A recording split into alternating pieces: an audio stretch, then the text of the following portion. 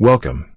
In this e-learning module, I shall demonstrate and make you understand how to create front view of the press tool assembly in CATIA V5. Click on the Insert, Views, Projections, Front View. Swap the window to the press tool assembly. Pick the top surface of the top plate. Pick anywhere on the screen to position the view. You can drag the view by holding the view border using the first mouse button. Observe the view size is bigger than the sheet size. We need to change the view scale. Right-click on the view border and select Properties. Change the scale from 1:1 to 1:5.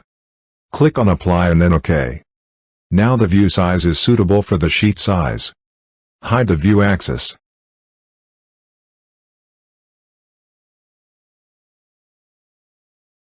It is better to display the hidden lines for this view. Right-click on the view border and select Properties. Pick the hidden lines. Click on Apply and then OK. Observe all the hidden lines are displayed. Now let us display the center lines for all circular objects. Right-click on the view border and select Properties.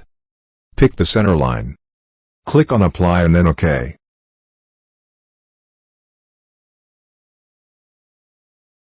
Observe all the center lines are displayed.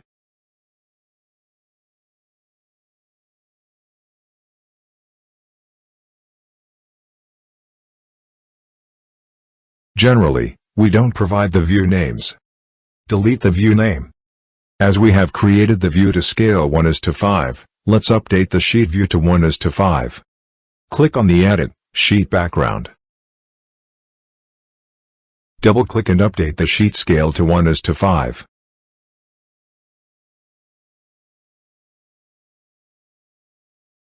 Click on the Edit, Working Views. Set the view display to fit all in. Save the drawing. With this, we have successfully learned how to create a front view of the press tool assembly in CATIA V5. That's all in this e-learning module. Thanks.